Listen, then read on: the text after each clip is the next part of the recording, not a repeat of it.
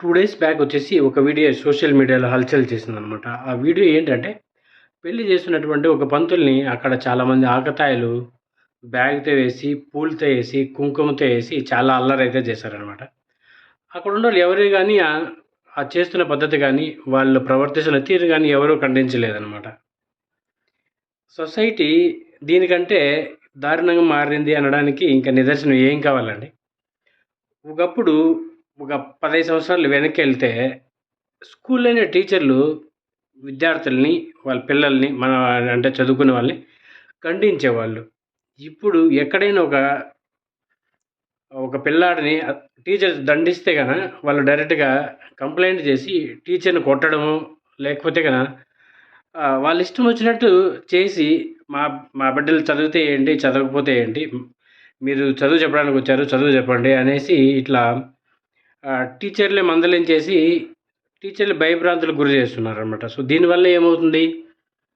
టీచర్లు వాళ్ళు విద్యార్థులు బాగు చేద్దామని ఆలోచన వచ్చినా గానీ ఖచ్చితంగా వాళ్ళు మనకెందుకొచ్చిన కర్మరా బాబు అనేసి ఖచ్చితంగా వదిలేస్తారు. మీరు 15 ఇయర్స్ బ్యాక్ చూసుకుంటే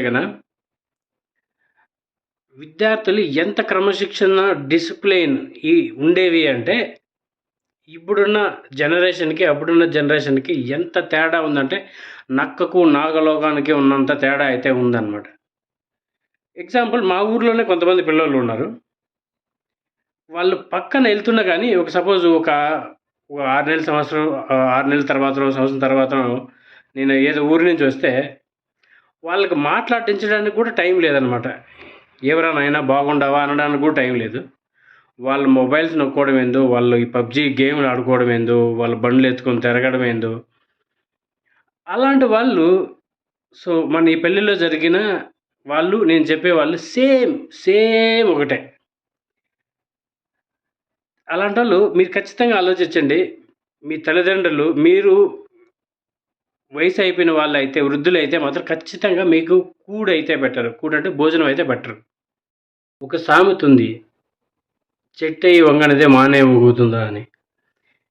మీరు ఈ బిడ్డల మీద మమకారం ఉండాలి గానీ, ఇలాంటి ఈ క్రమశిక్షణ, డిసిప్లైన్ విషయంలో మాత్రం చిన్న పిల్లలు మారం చేసినారంటే మాత్రం ఖచ్చితంగా వాళ్ళే దేశానికి పెద్ద దేశ ద్రోహులు, లేకపోతే ఈ మర్డర్‌లు చేసేవాళ్ళు, మానభంగాలు చేసేవాళ్ళు ఖచ్చితంగా ఇలాంటోళ్ళే అయ్యేది. ఎవరైనా గానీ తల్లిదండ్రులు వాళ్ళ బిడ్డలు ఏదైనా చిన్న తప్పు చేస్తే ఖచ్చితంగా ఇది తప్పు అని చెప్పండి. లేకపోతే కొట్టడంలో ఎలాంటి తప్పు లేదు. ఎలాంటి తప్పు లేదు. ఒకప్పుడు టీచర్లు ఖచ్చితంగా వాళ్ళని డిసిప్లిన్‌లో పెట్టేవాళ్ళు. కొట్టి, తిట్టి పెట్టేవాళ్ళు.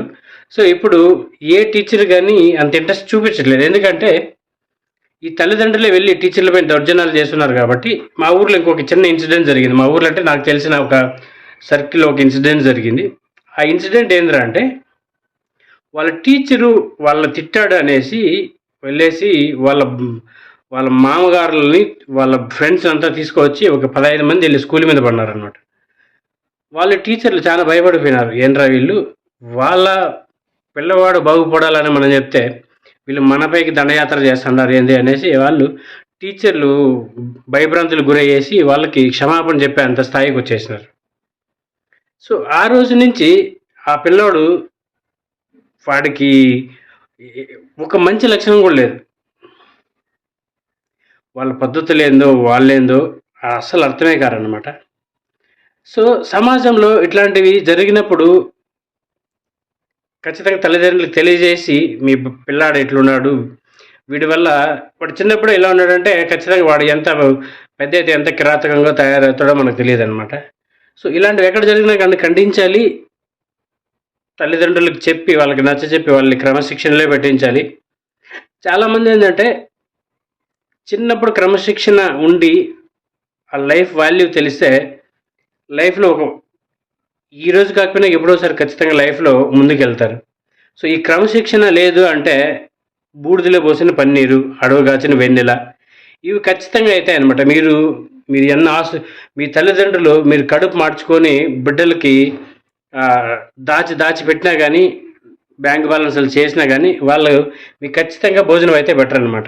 సో, వాళ్ళు ఎప్పుడైతే తప్పు చేస్తారో ఆ రోజే ఖండించి, వాళ్ళకి తగిన శిక్ష అంటే మీరు కొట్టి, కొట్టి లైన్లో లైక్ బాగు చేస్తారో లేకపోతే కానీ దండిస్తారో తిడతారో ఏం చేస్తారో తెలియదు, పిల్లలు అయితే మారాలన్నమాట. సో ఈరోజు నా బిడ్డే వదిలేద్దాంలే అంటే మాత్రం జీవితంలో మాత్రం ఖచ్చితంగా అధిక మూల్యం అయితే చెల్లించుకోవాల్సి ఉంటుంది.